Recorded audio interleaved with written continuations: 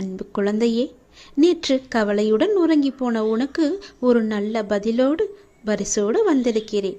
உன் வாழ்க்கை சிறப்பாகவே இருக்கும். இனி கேள், நல்லது நடக்கும் உனக்கு. நீண்ட நாட்களாகவே நீ என்னிடம் கேட்டுக்கொண்டிருக்கும் உன் பிரார்த்தனையை உன்னுடைய அப்பா உனக்காக நிறைவேற்றி கொடுக்கப் போகின்றேன். உன்னுடைய துன்பங்களிலிருந்து எல்லாம் உன்னை காப்பாற்றப் போகின்றேன். நீ கேட்ட வரத்தை கூடிய விரைவில் உனக்கு தந்து உன் வாழ்க்கையை நான் சிறப்பானதாக மாற்றப் போகின்றேன். நீ நினைத்தது நிச்சயமாகவே நடக்கப் போகிறது. அது உனக்கு நடந்தே தீரும். உன்னுடைய மனக்கவலையின்றி இன்று தீபம் ஏற்று. எனக்காக ஒரே ஒரு தீபம் உன்னுடைய வீட்டில் ஏற்றிவை. என்னை நினைத்து ஓம் என்று சொல். எல்லாவற்றையும் நான் பார்த்து கொள்கிறேன். உனக்கு நல்வழியை நான் காட்டுகிறேன். காலை எழுந்ததும் என்ன வாக்கு வருகிறது என்று பார்க்க வேண்டும். ஏனென்றால் மனம் எதையோ பறிகொடுத்தது போல உள்ளது என்று உன் மனதில் சில கவலைகளுடன் நேற்று உறங்கி போனாயல்லவா? ஒவ்வொரு காலகட்டத்திற்கும் என்ன நடக்க வேண்டுமோ அதுதான் நடந்திருக்கின்றது. ஆனால் அது நிரந்தரமல்ல. இதுவும் மாறும்.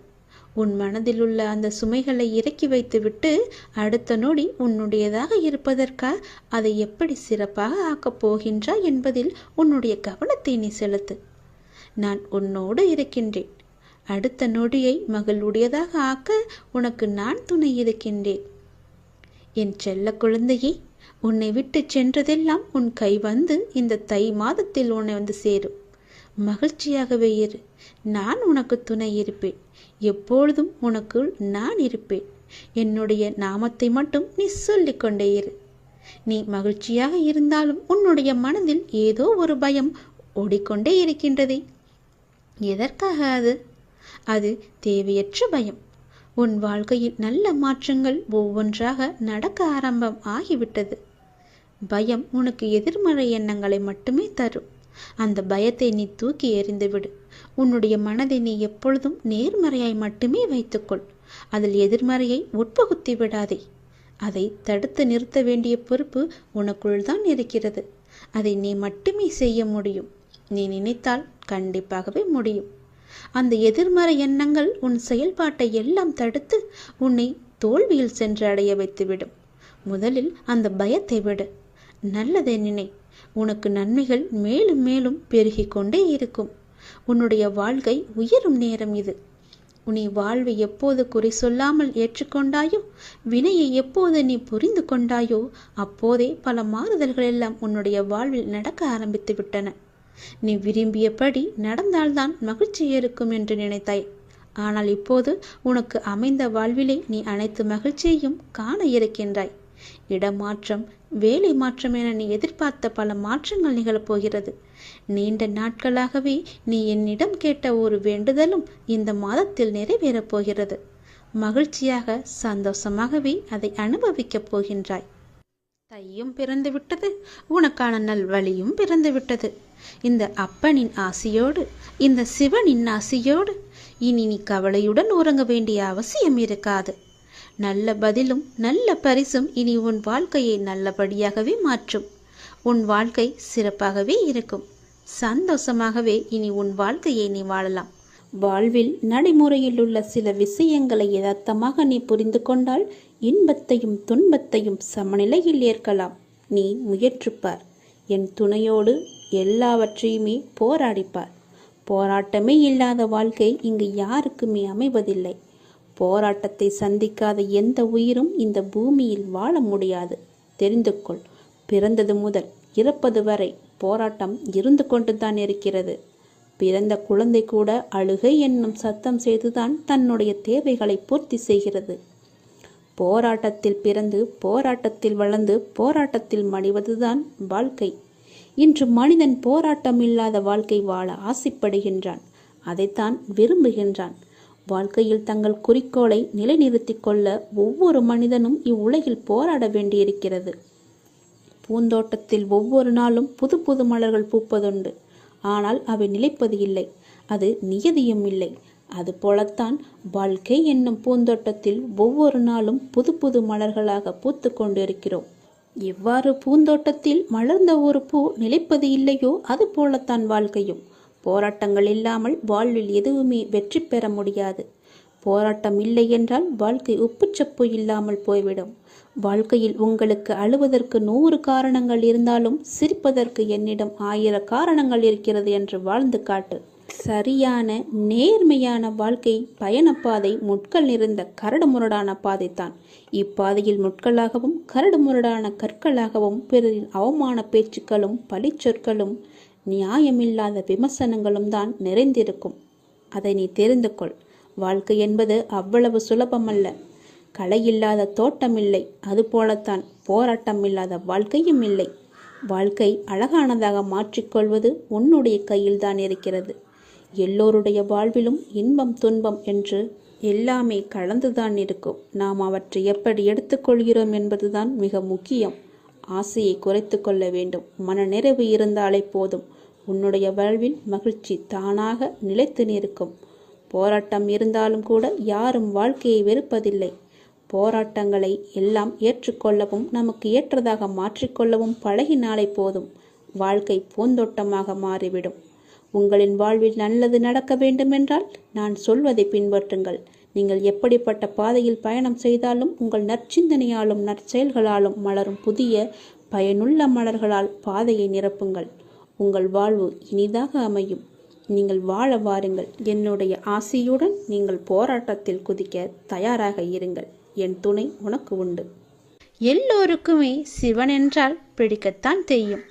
தந்தை சிவபெருமான் நினைப்பது என்பது மிக பெரிய புண்ணியத்தின் ஒரு சத்திய வருமானம்.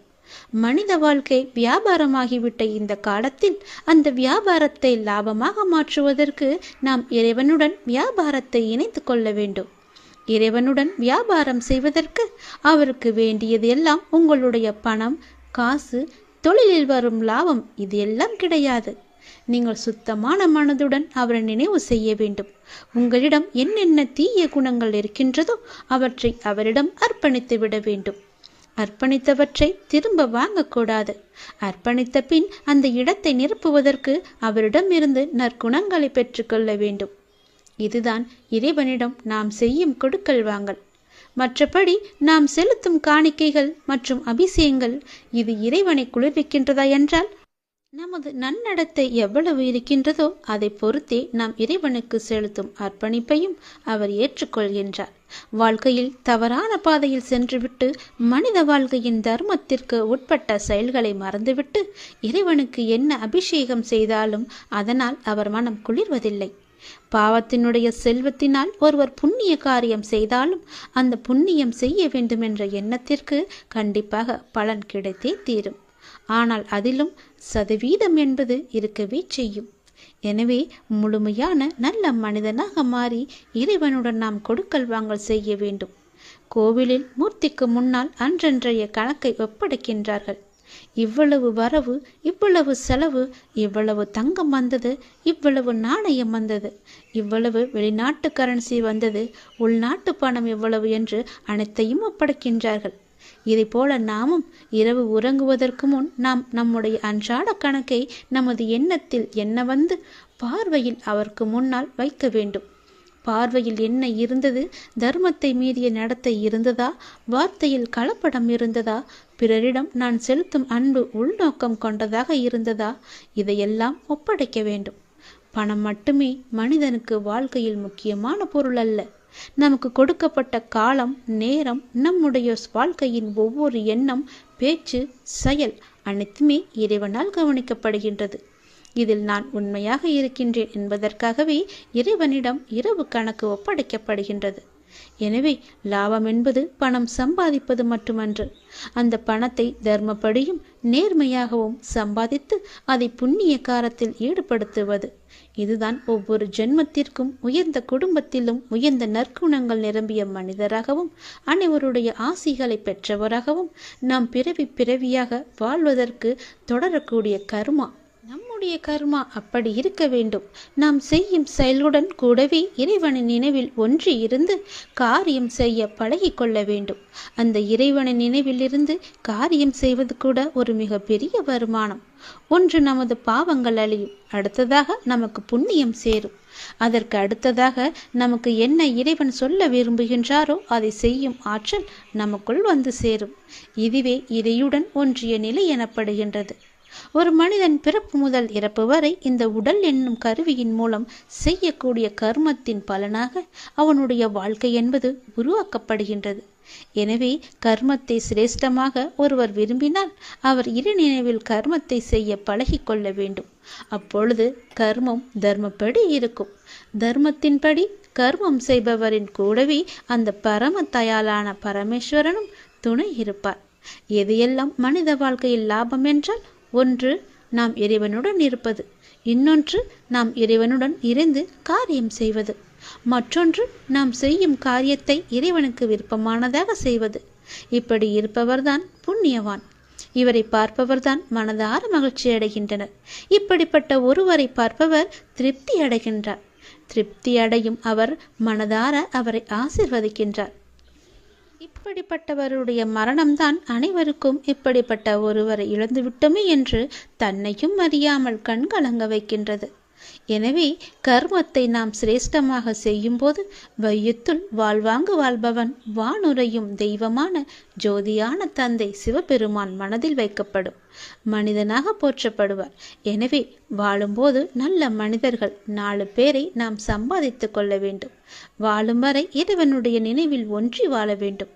எங்கே இறைவன் இருக்கின்றாரோ அங்கே மற்ற அனைத்தும் தன்னால் நடந்தேறும் என்பதை நாம் அறிந்து கொள்ள வேண்டும். அனைத்தும் ஈடேறும். நல்லது, வாழ்த்துக்கள் என்று எப்பொழுதும் நம் வாயில் சொல்லிக்கொண்டே இருக்க வேண்டும். அப்பன் சிவபெருமானின் அருளை முழுவதுமாகவே நாம் பெற வேண்டும். நான் உன் வீட்டிற்கு வந்துவிட்டேன். உனது எண்ணங்கள் அனைத்தும் தவறாக நடக்கின்றதே, என்ன செய்வது என்று நீ யோசிக்காதே. அனைத்தும் மாறப்போகின்றது. நீ எதிலும் நிதானமாக யோசித்து செயல்பட்டாயானால் நிச்சயம் அனைத்துமே மாறும். அவசரப்படாதே. நிச்சயம் உனக்கு வெற்றி மட்டுமே கிட்டும். உன் வாழ்க்கையில் நடக்கின்ற யாவுமே உன் கர்ம வினைகளின் படிதான் நடந்து கொண்டிருக்கின்றன. அப்படி இருக்கையில் நீ துயரங்களை எதிர்கொண்டுதானே ஆக வேண்டும். உன் கர்மாக்களை பற்றி நீ பயப்படாதே. அதற்குத்தான் நான் இருக்கின்றேனே. உன் கர்ம பந்தத்திலிருந்து விரிந்து விடுபட உன்னால் முடிந்த அளவு பிறருக்கு நன்மையை செய். உன்னிடம் உதவிக்கு வருபவர்களை நீ உதாசீனப்படுத்தாதே. உன்னால் எவ்வளவு முடியுமோ அவ்வளவு உதவி செய். முடியாவிட்டால் அவர்களை புண்படுத்தி அனுப்பாதே. உன்னால் முடிந்த உதவியை நீ அவர்களுக்கு செய். அந்த தர்மமே உன்னை இக்கட்டான சூழ்நிலையிலிருந்து உன்னை நிச்சயம் காக்கும். உன் கர்ம வினைகளிலிருந்தும் அது உன்னை காப்பாற்றும்.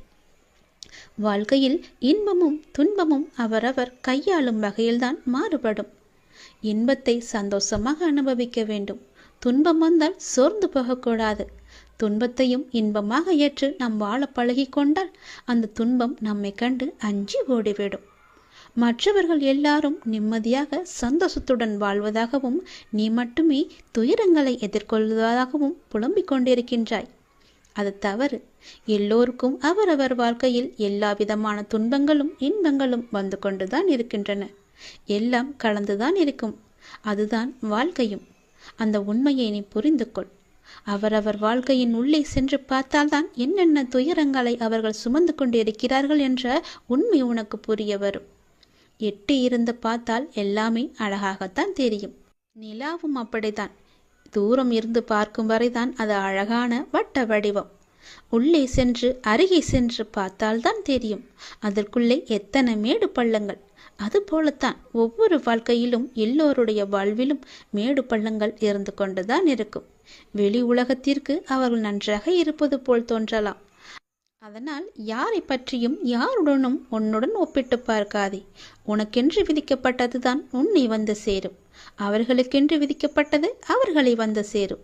அது இன்பமானாலும் சரி, துன்பமானாலும் சரி, எல்லாவற்றையும் அனுபவிக்க வேண்டியது அவரவருடைய பொறுப்பு.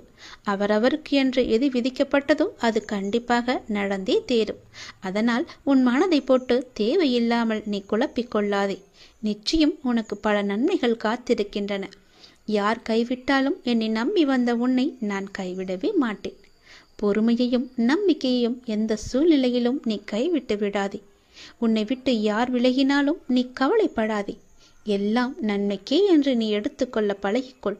அப்பொழுதுதான் எல்லாவற்றையும் சாதாரணமாக எடுத்துக்கொண்டு அடுத்தபடி எது என்று முன்னோக்கி உன்னால் செல்ல முடியும்.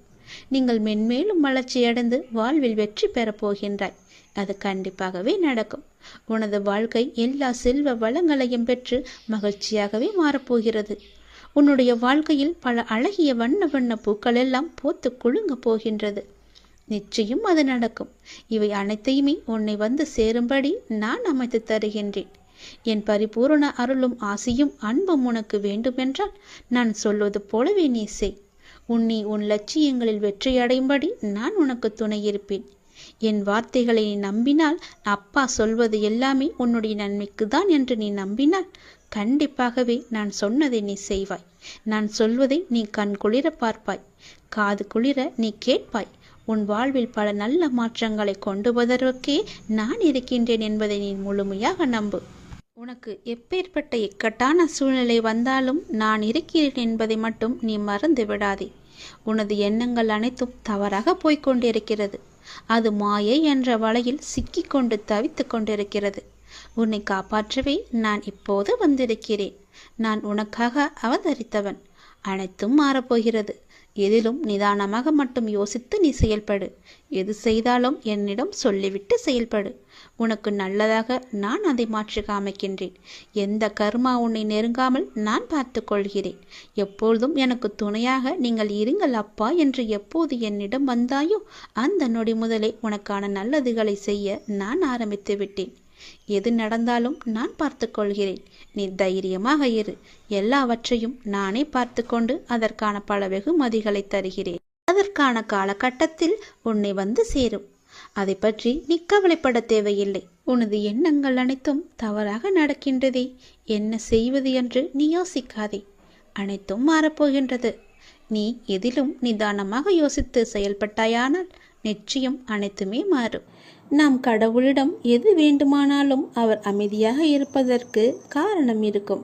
நீங்கள் கடவுளிடம் பேசுவதை மட்டும் நிறுத்தி விடாதீர்கள். இறைவனிடம் நீங்கள் பேசுங்கள். இறைவனிடம் பேசும் வார்த்தைகள் மிகவுமே வலிமையானவை. இறைவனிடம் திரும்ப திரும்ப ஒரு விஷயத்தையே சொல்லும்போது அது கண்டிப்பாக நிறைவேறியே தீரும். இறைவனிடம் நீங்கள் கேட்கும் ஒவ்வொன்றையும் அவர்கள் கவனித்து கொண்டு தான் இருக்கிறார். உங்கள் பிரார்த்தனைகள் கண்டிப்பாக ஒரு நாள் நிறைவேற்றப்படும். அவருடன் பேசுவதை மட்டும் நிறுத்திவிடாதீர்கள். ஒரு விஷயம் நமக்கு நடக்க வேண்டும் என்றால் இறைவனிடம் முறையிட்டு கொண்டே இருங்கள். இது நடந்தே ஆக வேண்டும், இதை சரி செய்யுங்கள் அப்பா என்று சொல்லிக் கொண்டே இருங்கள். நிச்சயமாகவே அவர் உங்கள் பிரார்த்தனையை நிறைவேற்றி தருவார். நம்பிக்கையோடு இருங்கள். அவர் தருவார் என்ற நம்பிக்கையோடு இருங்கள். நம்பிக்கை இருந்தால் அந்த வானமும் நமக்கு வசப்படும். இந்த பிரபஞ்சத்தையே ஆளும் மிகப்பெரிய சக்தி உங்களது தேவைகளையும் கண்டிப்பாக நிறைவேற்றும். இறைவனால் நிறைவேற்ற முடியாத அளவிற்கு பெரிய பிரார்த்தனைகள் எதுவுமே கிடையாது. அவர்தான் அந்த பிரச்சனையை உருவாக்கியவர். உருவாக்கியவருக்கு பிரச்சனையை தீர்க்க தெரியாதா? உங்களுக்கு தேவையானதை கண்டிப்பாக அவர் வழங்கிக் கொண்டே இருப்பார். அதை யாராலும் தடுக்க முடியாது. இதுவரை இறைவன் கொடுத்ததற்கு இனி கொடுக்க போவதற்கும் என அனைத்துக்குமே நீங்கள் நன்றி சொல்ல வேண்டும். நன்றி சொல்ல மறவாதீர்கள். உங்களை கைப்பிடித்து வழி நடத்தி கொண்டிருக்கும் சக்தியை முழுமையாக நம்புங்கள். நீங்கள் யார் மீது ஒருவர் மீது நம்பிக்கை வைத்திருக்கிறீர்களோ அது முழுமையான தூய மனதுடன் கூடிய நம்பிக்கையாக இருக்க வேண்டும். எது செய்தாலும் அசைக்க முடியாத நம்பிக்கையாக இருக்க வேண்டும். அப்போதுதான் அவருடைய முழுமையான லீலைகள் நமக்கு தெரிய வரும். என்றுமே அது உங்களை கைவிடாது. உங்களுக்கு வேண்டியது அனைத்தும் வாரி வழங்கும். உங்களுக்கு வேண்டிய அனைத்தையும் பெற்று நீங்களும் உங்களை சார்ந்த அனைவரும் மகிழ்ச்சியோடு வாழ்வீர்கள். அதற்கு அவரே துணையாகவும் இருப்பார். நீங்கள் செய்ய வேண்டியது எல்லாம் அவரிடம் நீங்கள் தினமும் பேசிக்கொண்டே இருப்பது மட்டும்தான். என்ன அப்பா, எப்படி இருக்கிறீர்கள் என்று ஆரம்பித்து எல்லாவற்றையுமே பேசுங்கள். எல்லாவற்றிற்கும் அவர் நிச்சயம் பதில் தருவார். ஆனால் அந்த பதிலுக்கு நீங்கள் கொஞ்சம் காலம் காத்திருக்க வேண்டும். உடனடியாக நடக்க வேண்டும் என்றால் அது நடக்காது. சிறிது காலம் பொறுமையாகத்தான் இருக்க வேண்டும். இப்போது நீங்கள் செய்ய வேண்டிய மிக முக்கியமான காரியம் என்னவென்றால், உங்களுக்கான காரியங்கள் நிறைவேறப் போகும் இந்த நாட்களில் மிக பொறுமையாக இருப்பதுதான். கண்டிப்பாகவே நடக்கும். உனது வாழ்க்கை எல்லா செல்வ வளங்களையும் பெற்று மகிழ்ச்சியாகவே மாறப்போகிறது. உன்னுடைய வாழ்க்கையில் பல அழகிய வண்ண வண்ண பூக்கள் எல்லாம் பூத்து குலுங்க போகின்றது. நிச்சயம் அது நடக்கும். இவை அனைத்தையுமே உன்னை வந்து சேரும்படி நான் அமைத்து தருகின்றேன். என் பரிபூரண அருளும் ஆசியும் அன்பும் உனக்கு வேண்டுமென்றால் நான் சொல்வது போலவே நீ செய். உன் லட்சியங்களில் வெற்றியடையும்படி நான் உனக்கு துணை இருப்பேன். என் வார்த்தைகளை நீ நம்பினால், அப்பா சொல்வது எல்லாமே உன்னுடைய நன்மைக்கு தான் என்று நீ நம்பினால், கண்டிப்பாகவே நான் சொன்னதை நீ செய்வாய். நான் சொல்வதை நீ கண் குளிர பார்ப்பாய், காது குளிர நீ கேட்பாய். உன் வாழ்வில் பல நல்ல மாற்றங்களை கொண்டு வருவதற்கே நான் இருக்கின்றேன் என்பதை நீ முழுமையாக நம்பு. உனக்கு எப்பேற்பட்ட இக்கட்டான சூழ்நிலை வந்தாலும் நான் இருக்கிறேன் என்பதை மட்டும் நீ மறந்து விடாதே. உனது எண்ணங்கள் அனைத்தும் தவறாக போய்கொண்டிருக்கிறது. அது மாயை என்ற வலையில் சிக்கிக்கொண்டு தவித்து கொண்டிருக்கிறது. உன்னை காப்பாற்றவே நான் இப்போது வந்திருக்கிறேன். நான் உனக்காக அவதரித்தவன். அனைத்தும் மாறப்போகிறது. எதிலும் நிதானமாக மட்டும் யோசித்து நீ செயல்படு. எது செய்தாலும் என்னிடம் சொல்லிவிட்டு செயல்படு. உனக்கு நல்லதாக நான் அதை மாற்றி காமிக்கின்றேன். எந்த கர்மா உன்னை நெருங்காமல் நான் பார்த்து கொள்கிறேன். எப்பொழுதும் எனக்கு துணையாக நீங்கள் இருங்கள் அப்பா என்று எப்போது என்னிடம் வந்தாயோ அந்த நொடி முதலே உனக்கான நல்லதுகளை செய்ய நான் ஆரம்பித்து விட்டேன். எது நடந்தாலும் நான் பார்த்து கொள்கிறேன். நீ தைரியமாக இரு. எல்லாவற்றையும் நானே பார்த்து கொண்டு அதற்கான பல வெகுமதிகளை தருகிறேன்.